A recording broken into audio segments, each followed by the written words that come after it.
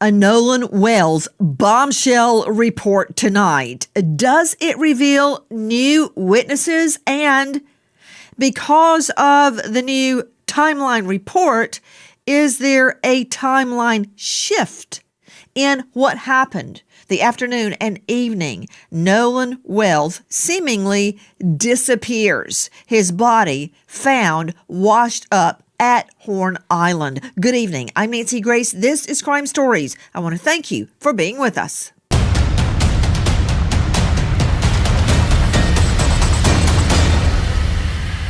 What is in that autopsy? Now I really want to see the other autopsy to see, is there trauma to the body? Is there something that happened? I couldn't believe it. I could not believe it. I have no doubt that what we're listening to and what she did is credible. Not only has the timeline been analyzed by the Cajun Navy, the U.S. Cajun Navy, based on all sorts of statistical data, new photos are emerging. Take a look at this photo before we go to the Cajun Navy. Look at this. Check out what you're seeing. Look at all the boats surrounding where Nolan was. Leave up the photo out to Caitlin Becker, senior national correspondent, New York Post, star of New York Postcast, their new podcast. Caitlin, what are we seeing? Well, what we're seeing here comes from this new report from the United Cajun Navy, and you're seeing several boats strung together. This is one of the first images that we've seen of this certain configuration of boats there. They're all identified, one of which was the boat that Nolan came out there on. There's several others kind of anchored with it and tied up, which begs the question of where was Nolan when this photo was taken, because it's unclear if he's actually in it. What time was this photo actually taken? So what you're seeing here is, as you said, a potential pool of witnesses. Hey, Caitlin, look at this. There's boat number 1. There's boat X. There's boat number 2. There's boat number 3. And there's a boat from which the photo is taken. Now, look in the water. There much has been made. Nolan Wells was drinking. Okay, well, apparently everybody was. They all have containers, open containers in the water. Okay, as far as I know, that's not a felony. Boat number 1, full of people. Boat X, full of people. Boat number 2, full of people. Boat number 3, full of people. People on the boat from which the photo was taken. Some of these boats tied together. You know what that means in my world, Caitlin Becker, joining us from the New York Post? Let me see, Caitlin, please. That means witnesses. See, when I look at that, I see witnesses. Other people say, hey, there's people having a good time. I see witnesses. Do you see all those people? And a lot of them. Who were they? Have they been spoken to? Have they been polygraphed? What can they tell me? That is the question, right? We don't know from an investigative standpoint who has been spoken to, exactly who is in this photo, and what they have or haven't told law enforcement, because there hasn't been really any transparency there. But from what our reporting has showed, there have been dozens of people who have spoken to law enforcement as witnesses. But Nancy, we don't know if it's any of these people that you're seeing in this little cove area right here. And the timing, I think, is really important, because these images are taken right around, I think the timeline's about 3:30-ish, 4:30-ish, when the boat that Nolan came out there on leaves and starts taking on water. That's one of the pegs for the timeline. When these photos were actually taken, that is a peg for a timeline. But what we don't know is where Nolan is. There he is. You can see that image right there. But we don't know is where Nolan was when that first image that we saw with all of those boats kind of tied together, when that was taken. You are seeing a photo obtained by our friends at the United Cajun Navy. And speaking of the United Cajun Navy, joining me now is Brian Trasher, Vice President, United Cajun Navy. And for all of you attacking the United Cajun Navy, let's see that aerial footage they provided us. This is from the Cajun Navy describing their search, their aerial search. They spotted Nolan Wells' body. They have been integral in the search for Nolan Wells and helping elucidate the facts as we know them. Brace yourself, Trasher. Everybody else is getting death threats. You might as well join the party. To you, Brian Trasher, the United Cajun Navy has come up with a timeline. Now, did I hear Caitlin Becker from the New York Post correctly that that photo where the boats are named Boat 1, Boat 2, Boat 3, and Boat X, is that from you guys, the United Cajun Navy? First of all, I want to thank you for calling this report what it is, and it's a timeline. And some people have called it an investigative report, and that's not accurate because, as you know, we're not investigators. And what we did, Nancy, was we asked our followers, say, hey, if anybody was there that day, you have pictures, videos, whatever, send it to us just so we can go through it, see if there's anything relevant. We took all that information and compiled it into just one digestible report of things we thought were relevant and could be helpful. Maybe they're not. Maybe law enforcement's already seen all this and it's nothing new to them.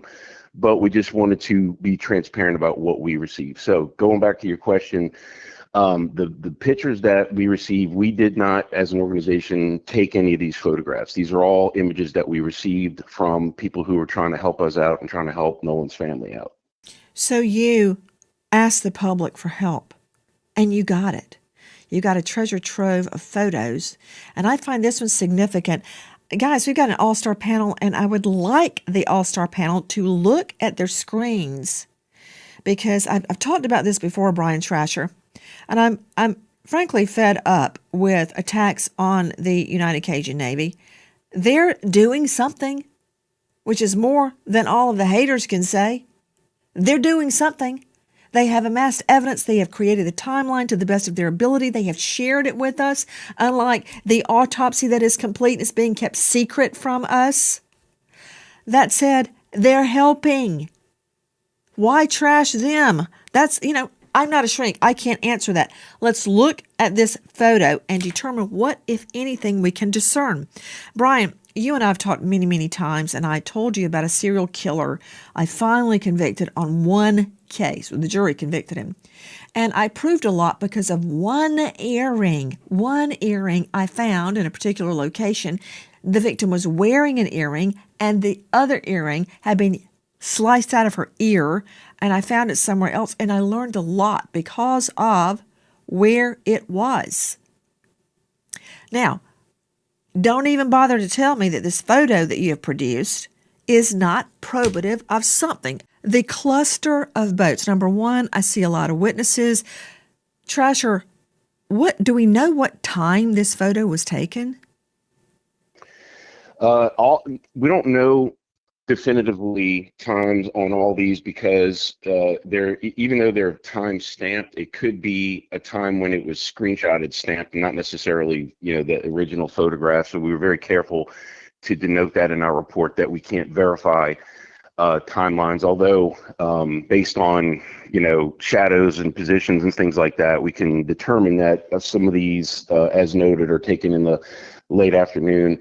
One of the things I thought was interesting about some of these photos we got, Nancy, was that a lot of the photos we had seen before were people like in waist deep water. Well, some of the photos we provided show people up, water up to their chest, almost to their neck. And that's not really wading. That's treading water, in my opinion. And that I thought might have been significant to know that many people were, perhaps enjoying some libations, but also in water that might have been a little too deep just to be playing in. Good point. You also said something else really smart, and I certainly do not want to rely on this, but sometimes you have to, you take the evidence as you find it, and you make the most of what you've got. You said you could tell this was late in the afternoon because of the shadowing. I wonder if the tide could tell me anything,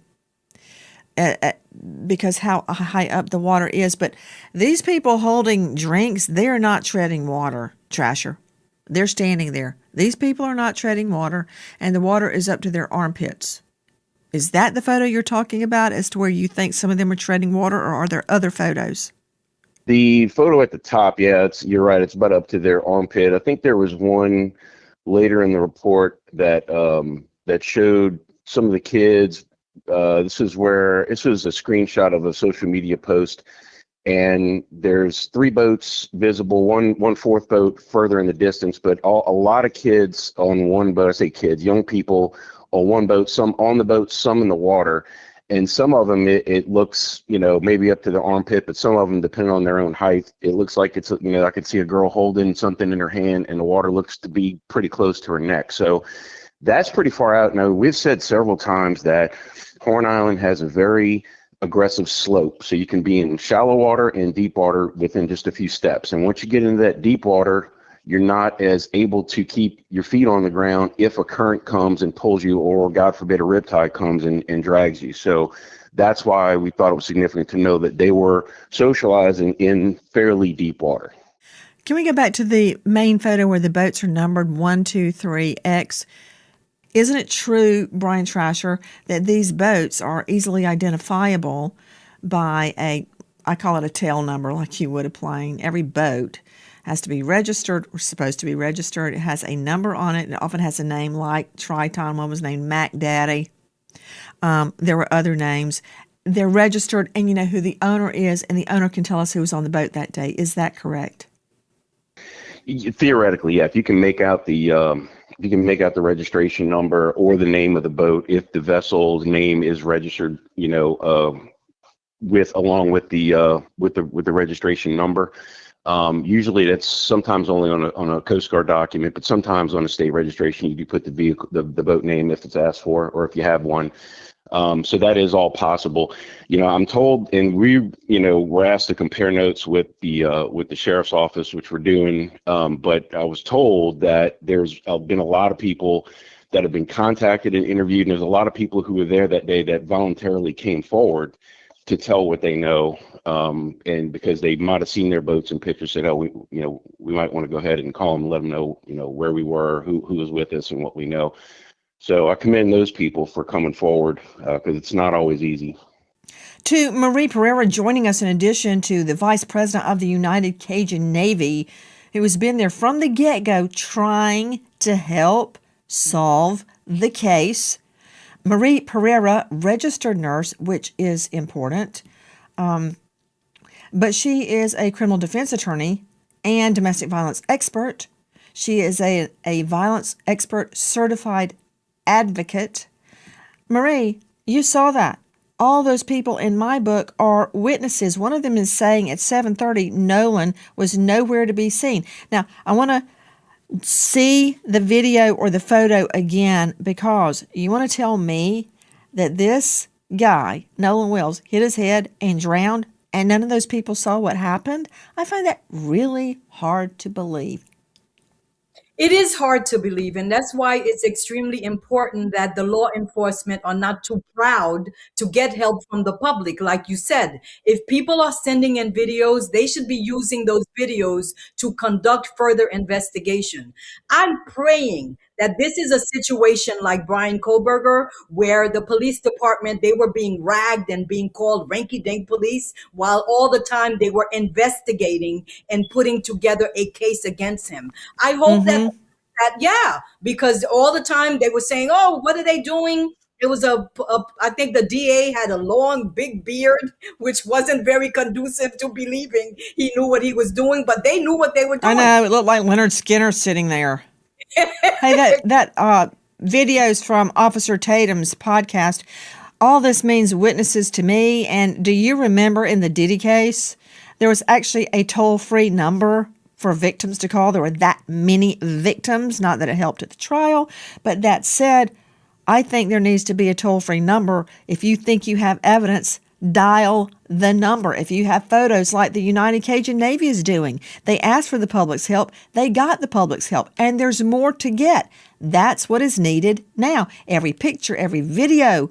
How often have cases been cracked when someone spots something in a picture they hadn't noticed before, or their memory is jogged by a photo or information they've seen online? I've pointed to this a million times. Brian Trasher, the Gabby Petito case. Her body would never have been found if it weren't for amateur sleuths. I believe their name is Red, Blue, and Methane. They were a couple out in the middle of nowhere in dispersed camping where there are no porta potties, no lights, no hookups, no anything. It's just you and the wild animals. I've camped and dispersed before. They're out there and they see a vehicle and they go, that's Gabby's Ford Transit. And they call authorities who would never have gone to this dispersed camping area, and they find her remains. That's how the case was cracked. Who knows what photo, what tip United Cajun Navy or law enforcement or the Nolan Wells team might get that might crack this case wide open. So that said, Brian, how did you create this timeline? I find it very interesting. So first of all, going back to your comment about internet sleuths, a lot of people consider themselves internet sleuths, but some people really are good. And there's one young lady who's helped us out on many cases, who was very helpful in this case. I haven't asked her permission yet if I could say her name, but if she gives me permission and I come back on, I'll be happy to give her credit for all the help she gave us. But basically, what we did was we took these pictures, we juxtaposed them to, like Google Earth and satellite pictures of the island to try to determine exactly where they were. We looked at the initial coordinates called out from the I think from the Coast Guard or from Marine Patrol when the missing persons report first went out, and basically just try to run these pictures against each other to say, okay, this boat's here now, it's not here later, and again, just create an index. We had to use some software to help us create the index of the pictures and make sure we put it into the best timeline we could. We included social media posts that, may or may not have been definitive, but this was happening in real time. So we thought it was important to put those up there to create context. And so again, like just trying to, our goal was to take what we've received, put it into a digestible format that just about anybody could understand, hopefully. And if it's helpful, great. If it's not, then I don't think, no harm, no foul, To Dave Mack, Crime Stories investigative reporter, based on this timeline, and it may be refined as the days go forward, how does it shift the timeline? Because there is a group of people fighting at 5 p.m. Who are they? The friends say they leave at 4:31. That should be able to be verified through GPS. 5 p.m. Nolan, according to them, is still at Horn Island. Is he? Because by 7:30, witness states Nolan nowhere in sight. So where was he? He wasn't floating in the water. He wasn't on the shore. If he had, hold on, Dave, to Joe Scott Morgan, if he had drowned, wouldn't he be floating in the water? Perhaps. I've seen bodies in the immediate that will go directly to the bottom. And there are those that do in fact float. So a lot of it is going to depend upon the temperature of the water many times. A lot of it's going to depend upon, is there anything else out there that could, let's see, how can I put this, that could in fact impede the body's ability to float to the top, like beneath a boat. And as you can see, there are a lot of boats out there. So if in fact that had occurred, you can actually have bodies that will be caught beneath other vessels. I've worked cases like that where they were looking around for someone and they couldn't find them because the whole area was surrounded by vessels. And so there are a lot of elements that go into this, Nancy. Hi guys, Nancy Grace here. If you are a homeowner, you've probably thought, should I call American Financing to refinance and pay off this debt? But you don't because of your low mortgage rate. That low rate, it's not saving you if you're drowning in credit card interest. People are calling American Financing, and American Financing is saving customers an average of $800. That's not in all, that's a month, by using their equity to pay off the credit card debt. Using their home equity to pay off credit card debt. No upfront fees. It costs you nothing to find out what you could be saving. And if you start today, you may be able to delay 2 mortgage payments. American Financing, 866-888-0344. Repeat, 866-888-0344. Or just go online to americanfinancing.net/Nancy. Disclaimer, NMLS 182334, NMLSconsumeraccess.org, APR for rates in the 5S start at 6.327% for well-qualified borrowers. Call 866-888-0344 for details about credit costs and terms. Go to http:// www.americanfinancing.net/Nancy. Average savings are based on borrowers who save over $199.99. And good luck. The photo we keep showing you is on page 12 of the United Cajun Navy report. It shows 3 boats and more anchored side by side. Boat number 3, the Palm Beach, and also the Triton, we believe, which is the boat that took Nolan to Horn Island. It's also the boat that reportedly leaves, according to the occupants, without Nolan. They claim they begged him to board their vessel, but he said no. Let me understand this. According, Caitlin Becker, according to the mysterious Katie, not that mysterious because her sister has posted and we've obtained her photo, we think. She says he left with his friends. They say he stayed with her. Okay, that's a problem. Yep.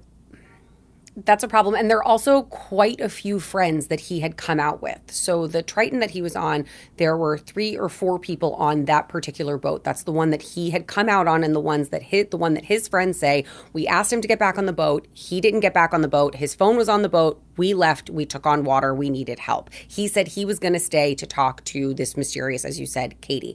Mysterious Katie says that she talked to him for a minute. It was no big deal. Then his friends called him back, and that's where he went, and she just assumed he went back on the boat with his friends. The issue I think that we're running into here is that the friends weren't just the 4 that you're seeing right here. There were multiple boats, 3 boats full of friends that came out. So could he have been going back to a second boat full of his friends while the Triton was gone, or were they referring to the Triton itself? That, I think, is where the biggest bit of confusion lays.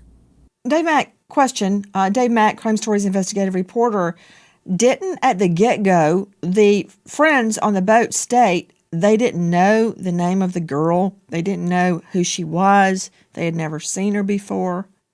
I'm paraphrasing. We can look up their exact words. Then, does it turn out they're actually texting with her about where is Nolan?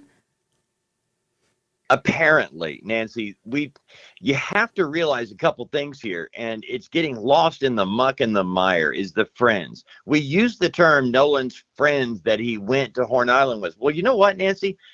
Many people have said that he didn't know Katie, they didn't know Katie before that day, and that Nolan just started talking to her. But now it appears that they, being the group of friends, were communicating with Katie and knew who she was, and that during the... Then why would they say they didn't know who she was? Call her some girl, a girl. Well, here's the problem, Nancy, is I keep hearing friends, but you realize that Nolan, he went out to Horn Island on a boat. You know, Warren Hudson has talked a lot. He's been with Officer Tatum talking about, his best friend Nolan and the whole thing. But first of all, Warren did not go to Horn Island on the same boat as Nolan Wells. And we have heard over and over from parents and friends, he would, run with the one that got you there, right? So Nolan went with one boat and they expected he would return on the same boat. Yet we're now finding out that was never the plan. He was never going back on the same boat that took him to the island. So when we talk about this group of friends, Nancy, they were scattered on 3 or 4 different boats. And we keep focusing on the one with the bilge pump problem. But now, what boat was Nolan Wells supposed to be going back to the mainland? We know he didn't ride with Warren Hudson to the island. So where was he supposed to be on? Brian Trasher joining us, Vice President, United Cajun Navy, on the case from the very beginning. Brian, do we know the time of the CETO call made from the Triton? We do. I don't know it off the top of my head, but I know it's been reported, and obviously the CETO would have the exact time of that recording and stuff in their archives. But it seems like it was after 3 o'clock, before 4:30, and we know that the tow was canceled because somebody got in touch with Bart Edmondson, who ended up towing the boat himself, being a good Samaritan. And of course, now that poor guy is getting, raked over the coals just for being a good, what we try to tell everybody to be, neighbor helping neighbor. Now, didn't the grandpa call and cancel the tow? Yeah, I think that I saw that report as well, and it may have been that somebody contacted him and said, hey, we got somebody to tow us. So maybe he called because he had a better signal and said, hey, they don't need it anymore. Again, these are all kind of, the things that were already out there. I don't think we included too much about that in our report because it had been reported on so much. But I also just wanted to point out, too, on the photo on page 14, this is one that we included, even though we could, there's a young man that matches Nolan's description, and I'm saying it that way because we can't verify that it's him in this picture. And he's partially in it because there's a girl blocking him, but it's a young, slender African-American male wearing blue swim trunks from what you could see in the picture. According to the person that submitted that photo, it was taken at approximately 4:50 p.m. Central Time on July 4th, which would have been after the GPS data says that the Triton had left Horn Island. Now, that's only relevant if this young man in the picture actually turns out to be Nolan. We never could verify it, but we thought it was important enough to at least include as a possibility. Hi guys, Nancy Grace here. Please join us on Crime Stories and stream it first on Fox 1. When breaking crime news develops, we investigate it and bring it to you. Bombshell updates, answers to unanswered questions from cases making the headlines and cases you may never have heard of until Crime Stories. We go inside investigations with exclusive interviews, crime victims, families seeking justice, investigators, experts, and sources from within the case itself. Stay on top of the nation's biggest trials with us, including gavel-to-gavel coverage with real-time analysis. Crime Stories with Nancy Grace. Stream it first on Fox 1. I hope to see you there, and thank you, friend. You are now seeing the photo that Brian Trasher from United Cajun Navy has provided on page 14 of their new timeline report. We're blowing it up. We see 1, 2, 3 at the forefront, 3 white females in bikinis, 1 white male walking along. Now, beside the woman in the bikini on the right, I see 2 people. One looks like a female furthest away, but between the white female and the other female, there is an African-American male. That does not look like Nolan Wells to me. Okay, I'm going to have to bring in NASA to enhance this. Brian Trasher, does this guy have facial hair? That's not Nolan.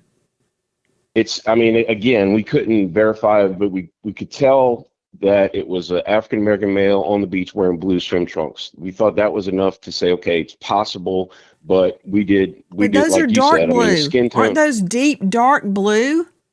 It looks like it, but Nancy, I don't know if this picture's been enhanced. I don't know if it's been filtered. You know what I'm saying? So again, that's the whole reason why we couldn't corroborate, but was like, okay. And also too, this does create a good picture of a flotilla of boats. So where if we were looking for a particular one, it was a good one to hang on to. So again, fully disclosing that we could not definitively say whether that was him or not. Probably not. But we need it for the investigation. We need it. And you provided it. Rule it out. You got it. Use it to rule it out. Okay, so is this Nolan? If it is Nolan, this is at 450 and proves he's still on the island when the other boat, the Triton, leaves. I don't think this is Nolan. But that's just my own two eyes, 2020 and 2018. It needs to be enhanced. Joining us now, veteran trial lawyer out of the South Carolina jurisdiction, John Mobley, the founder of the John Mobley Law Firm. See, a lot of people would say, oh, this is a nightmare, all these witnesses. I would have a field day interviewing each witness separately. It's like a bonanza. What do you make of what you're hearing, Mobley? Well, Nancy, I got to call it like I see it. I reviewed this report in detail. I don't think it puts any points on the board. I don't think it moves the needle. If anything, I think it shows everyone that has opinions out there how difficult it is to find reliable information.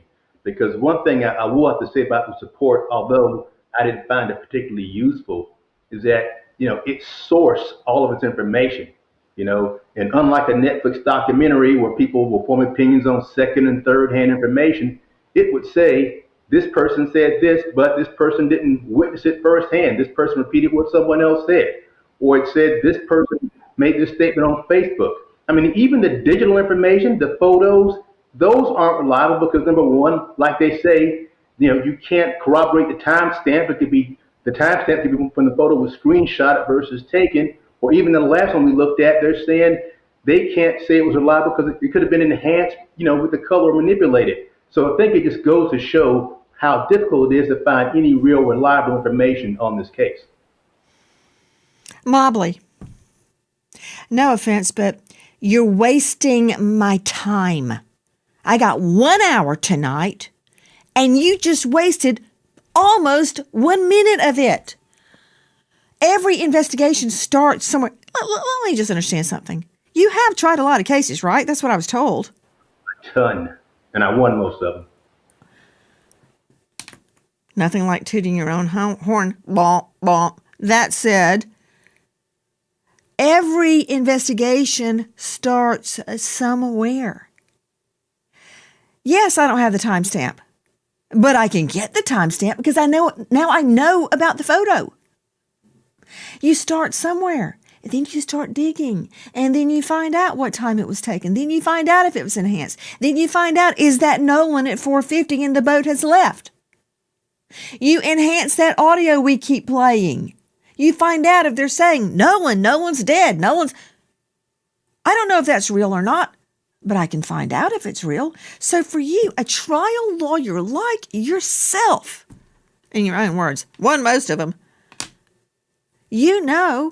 evidence is not handed to you, Mobley, on a silver platter, on top of a Christmas tree.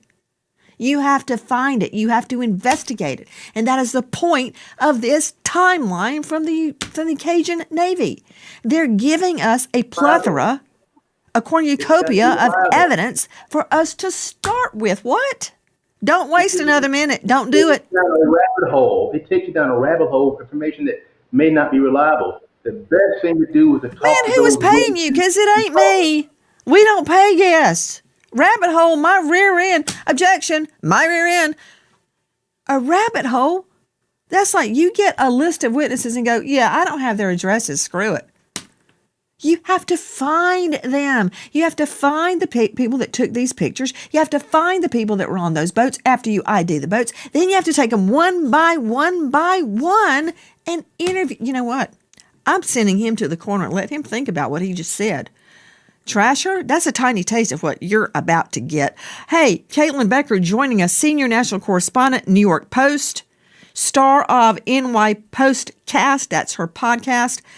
Caitlin, what do you make of the photos and the timeline created this far by the United Cajun Navy? Come on, it's something. We've got something. We're not getting anything from the government. We don't have the autopsy. We don't have any information. Nothing. They've gone radio silent.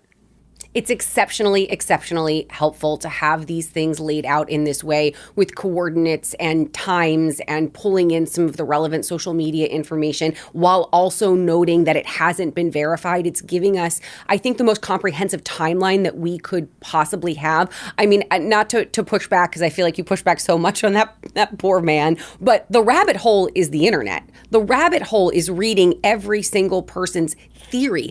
This is concrete information, and when it's not concrete, it says this hasn't been verified. This is at least giving me, from an investigative standpoint as a journalist, somewhere to focus my efforts, to focus my search. The thing that stands out to me are all of the people, like you said, potential witnesses, but also how similar everyone is dressed. They're all in bathing suits, and all the boats look pretty similar to me too. So that, to me, indicates that someone who's saying, I saw this person on this boat, I saw that person on that boat, might not be super clear on that, because as I'm looking at this image, everybody kind of looks the same. All the boats kind of look the same, which does muddy the waters even more and makes talking to them so I've got to critical. work with you before I put you on the stand, girl.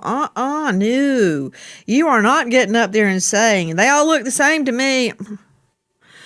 No. We would get the name of the boats. We would find who was out on the boat that day from its owner, and I would ask them who's on the boat. I would not rely, no offense, on your boozy eyesight from 30 yards away. Okay, no offense, Kate. Nance, neither would I. Neither would I.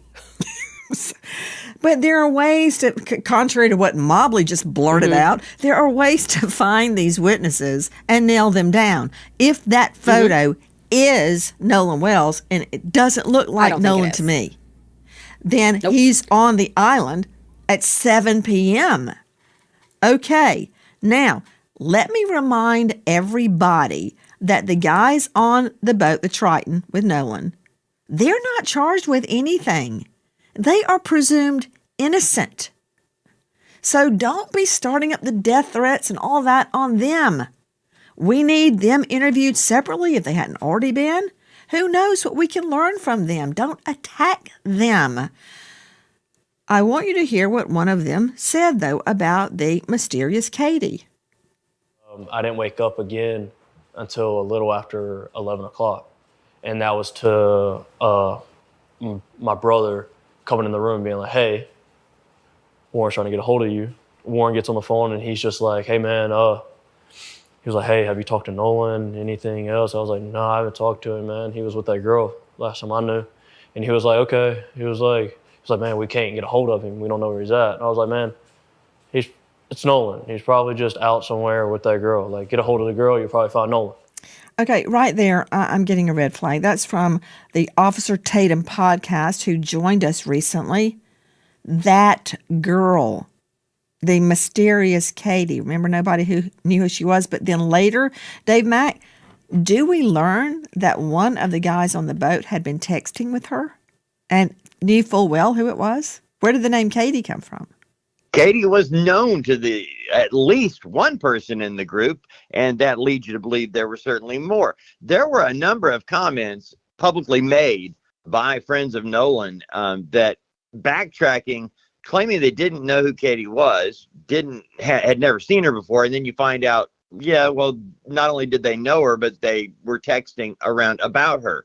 So there's a lot of missing information here, Nancy, and it's why you said all along, why are these guys not on a polygraph?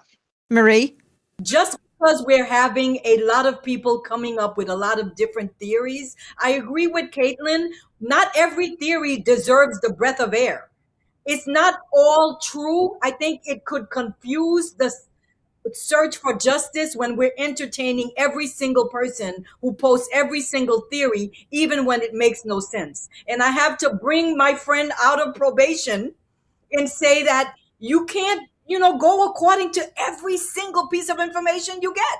It has to make sense to warrant the investigators taking time to investigate. And the fact that they're not sharing with us, it doesn't necessarily mean that they're not doing it all. There's no law that says they have to share everything they're finding out with the public. Hi guys, American homeowners. The FBI has been warning about a type of real estate fraud called title theft, and your equity is the target. With just a forged signature, your ownership can be transferred out of your name, and without protection in place, you're left with an emotional and financial nightmare. That is why we partner with Home Title Lock, so you can find out today if you're already a victim and protect yourself. Use promo code Nancy at HometitleLock.com to get a free title history report, plus a free trial of their $1 million triple lock protection. That's 24/7 monitoring, urgent alerts, and if you're a victim of fraud, they'll spend up to $1 million to fix it. Don't be a victim. Protect your home equity today. That's HometitleLock.com, promo code Nancy, or just use the link below. And good luck. What you're seeing now is a post made by Katie's sister. Katie had a convo, assumed Nolan was getting ready to get on the boat he came out in. Katie made it home on another boat. Katie assumed the friends telling him get on, wouldn't have left without him. Okay, so he says, I'm going back with my friends. She thinks he got on the boat. The mystery girl Wells reportedly stayed behind to speak with has been identified. Now, at the get-go, we were told no one knew who she was. He had never met her before. He had just met her and was talking to her. But her sister provides a different account of what happened. Whenever I see a conflict in the evidence, I have a problem. This is all unfolding as we go to air tonight. We wait for that toxicology report. We wait for the autopsy to be revealed. We wait for a witness list to be produced. At this hour, reports a grand jury is convening to amass evidence, much the way the Cajun Navy did. If you know or think you know anything regarding this case, dial 228-769-3063. 228-769-3063. There's been a lot of questions regarding this number. That is the number for law enforcement. We remember an American hero, Deputy Sheriff Bradley Link County Sheriff's, Florida, just 28, gunned down in the line of duty, leaving behind a wife, now widow, Brittany. American hero, Deputy Sheriff Bradley Link. Thank you to our guests, but especially to you for being with us tonight as we search for the truth, aside from all the noise and the threats, the falsities, the enhancements, the alterations. The truth is there, and we will find it. Nancy Grace signing off for tonight, but I'll see you tomorrow night, and until then, good night, friend.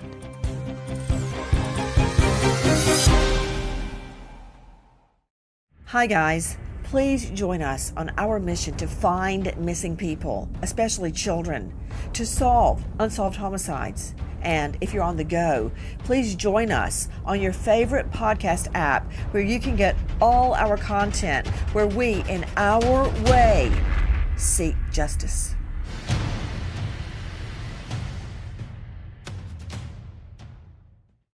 Nolan Xavier Wells traveled to Horn Island with friends. Their boat returned carrying his phone and belongings, but not Nolan.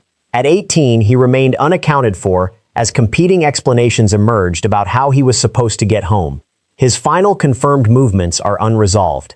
This documentary covers an unexplained death, alleged threats, and disputed evidence without graphic detail. Welcome to True Crime News Report. Subscribe, like, share, comment respectfully, and tell us where you are watching. Here, facts remain separate from allegations. Nolan was a student athlete at Southwest Mississippi Community College, working toward a future in football. Family and school accounts describe a man connected to teammates, coaches, and his community. His mother, Christine Wells Wansley, and Elmore Wansley, the father figure who trained beside him, supported those ambitions. To them, one claim felt inconsistent with Nolan's habits, that he would voluntarily remain on an isolated island without dependable transportation, his phone, or his keys, while the group that brought him headed home. Horn Island is an uninhabited Mississippi barrier island reached only by boat.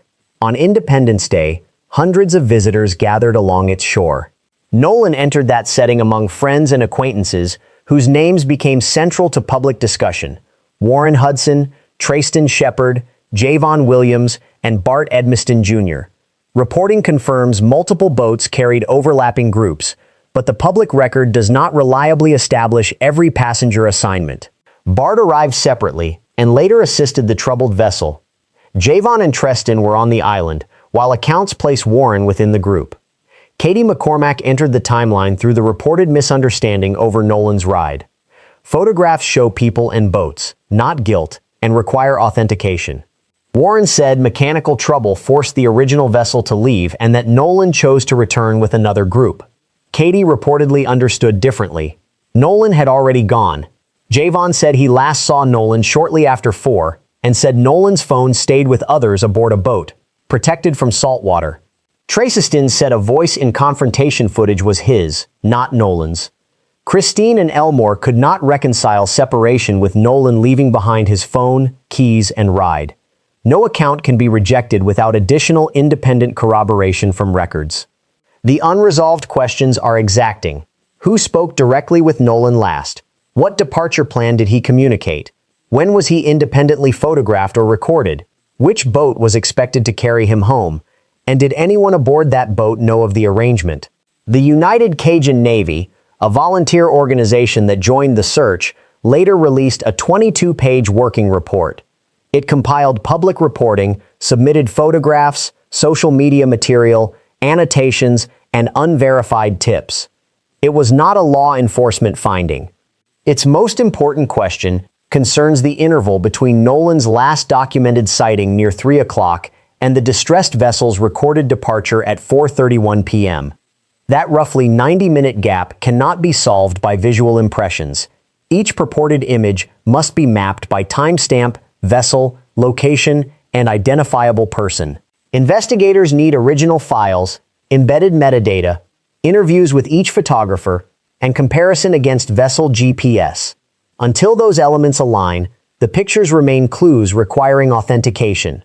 What exactly happened inside those crucial missing 90 minutes is the central question. When Nolan did not return, Warren contacted Christine and alerted authorities. Christine filed a missing person report shortly after midnight. The United States Coast Guard, Mississippi Department of Marine Resources, Jackson County Sheriff's Department, and volunteers searched. On July 6th, a United States Park Ranger located Nolan near Horn Island. Sheriff John Ledbetter and Coroner Bruce Lynn Jr. joined the official response. Authorities identified neither a suspect nor a proven homicide. Witness accounts can explain what people believed, but physical and digital records may reveal what occurred. The distressed vessel and its sea tow call become the next investigative focus. Subscribe to True Crime News Report because Chapter 2 will test the emergency audio, autopsies, phone evidence, GPS data, and fabricated documents against verifiable standards, not rumor, repetition, or assumption. The evidence must speak. The returning vessel soon faced another emergency. Water was entering the hull, and someone called sea tow for help. Accounts described a bilge pump or drainage failure that prevented water from clearing normally. Nolan's former teammate Bart Edmiston Jr., arriving in a separate boat, reportedly assisted on scene, removed a transom plug, and attempted a short tow. Bart cooperated with investigators and has not been publicly identified as a suspect. His documented assistance does not support accusations against him. Bart Edmiston Sr. and attorney Russell Latino publicly defended Bart Jr.'s account. The released call establishes a limited core. A vessel was taking on water, help was requested, and the caller reported approximately 7 people aboard. That count requires careful comparison with departure photographs, interviews, and vessel capacity. Listeners claim to hear background phrases, but no unofficial transcription is established fact. Forensic audio expert Jennifer Owen said proper examination requires the original, least compressed recording. Engine noise, wind, distance, overlapping voices, compression, repeated enhancement, and expectation can all shape perception. Responsible clarification preserves the source and documents each adjustment. Manipulation introduces or exaggerates content. Ben Crump announced that the Wells family retained experts to examine the complete recording. Every enhanced version must be tested against the source file before any phrase gains evidentiary meaning. The Mississippi State Medical Examiner's Office completed its examination, but its report remained publicly unreleased. Completion means the examination is finished, not that its findings are publicly available. Forensic pathologist Dr. Roger Mitchell conducted the family's independent examination and classified both cause and manner as undetermined pending further investigation. Decomposition, missing context, and limitations created by the earlier examination restricted what he could conclude. Undetermined proves neither homicide nor accident. A sound comparison requires the official autopsy documentation, genuine toxicology findings, scene and recovery records, environmental and water condition evidence, photographs from the first examination, and a reconstruction of Nolan's final movements. No inconclusive medical observation, considered alone or circulated without context, can responsibly be transformed into evidence that violence occurred. Mississippi Public Safety Commissioner Sean Tyndall identified a toxicology document circulating online as fraudulent. The episode showed how AI-generated or altered material can imitate government records and distort an active investigation. Social media screenshots carry no evidentiary value without agency confirmation, case identifiers, authorized signatures, testing dates, and documented provenance establishing the source. Misinformation became an investigative obstacle, confusing public discussion while authorities pursued evidence. Official toxicology findings had not been publicly authenticated, regardless of how convincing the false document appeared. Christine Wells Wansley was alarmed that Nolan's phone returned without him and believed messages might have been removed. District Attorney Angel Myers McElrath agreed that the family's representatives could participate in inspecting the device. A lawful forensic review must examine Nolan's calls, messages, applications, and location records, relevant witnesses' communications, recoverable deleted content, original photographs and videos, metadata and cloud backups, vessel GPS and marine traffic data, and CTO and emergency communications. Metadata may support when and where a file was created, but investigators must authenticate the file and extraction method. GPS can place a vessel at a location without proving who occupied it or what anyone aboard knew. Each digital timestamp must be compared with first-hand statements, other devices, and independent records. No isolated record can establish the complete sequence. Report said individuals underwent voice stress examinations. Voice stress analysis evaluates vocal patterns, while a conventional polygraph records physiological responses during questioning. Neither method independently proves truthfulness, guilt, or innocence.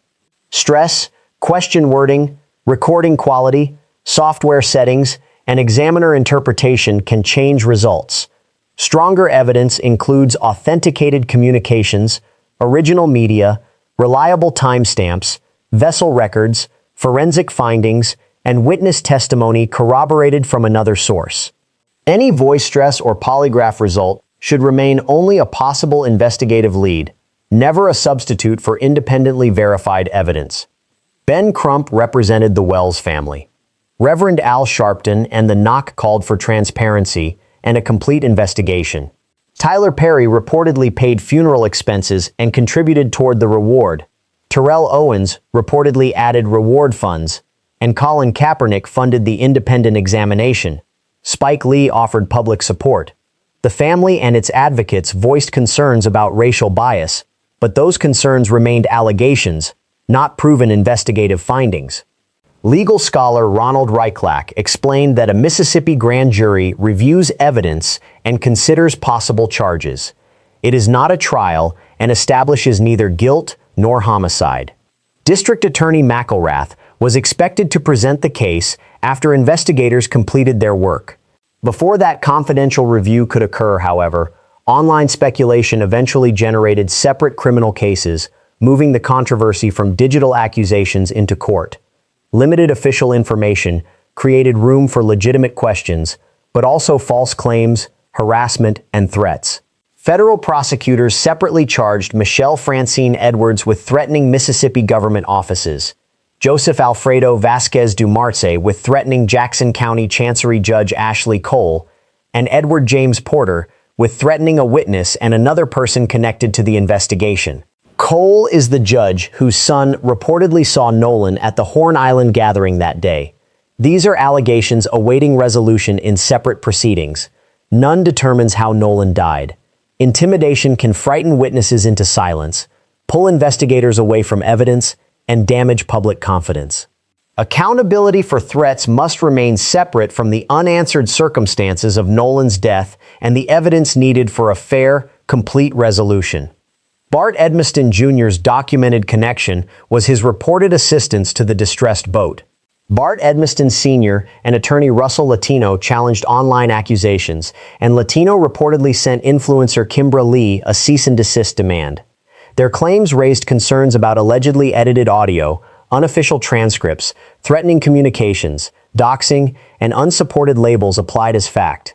Those claims, like those accusations, require evidence and review. Repetition does not turn an allegation into proof. The Wells family has the right to seek complete answers. Every uncharged person retains the right to fairness. Social media may expose questions worth examining, but popularity cannot establish criminal responsibility. Any review may draw from the Jackson County Sheriff's Department, Sheriff John Ledbetter and investigators, the Mississippi Department of Marine Resources, the Mississippi State Medical Examiner's Office, Coroner Bruce Lynn Jr., United States Coast Guard and National Park Service personnel, CETO, District Attorney Angel Myers McElrath, and the family's legal and independent forensic teams. The FBI's role concerns the threat cases and any separately confirmed investigative assistance. Prosecutors may present testimony, forensic conclusions, phone data, vessel records, original photographs and video, audio analysis, and agency reports. Grand jury proceedings are generally confidential, so silence does not reveal what evidence was considered.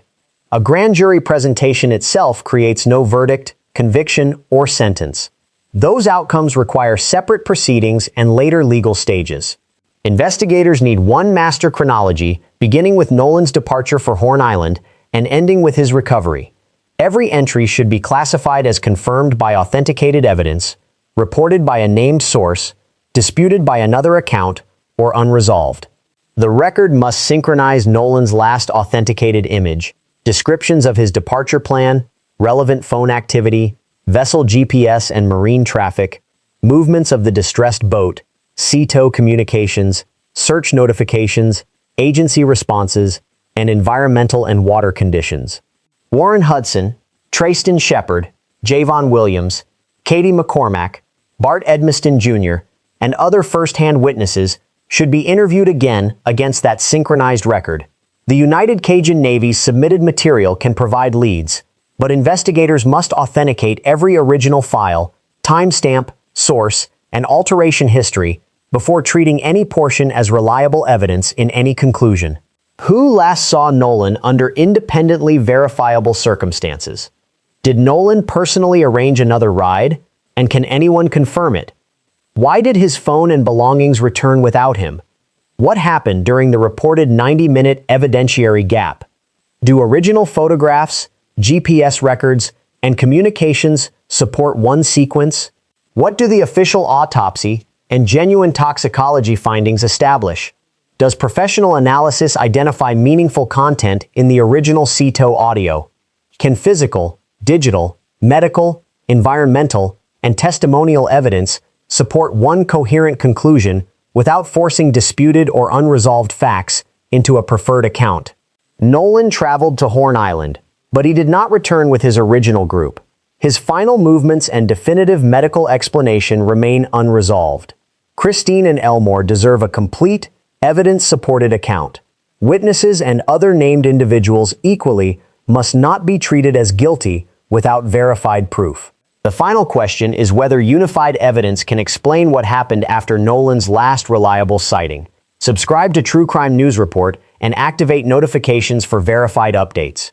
Comment respectfully on which evidence deserves priority, and share this documentary so authenticated reporting reaches farther than misinformation.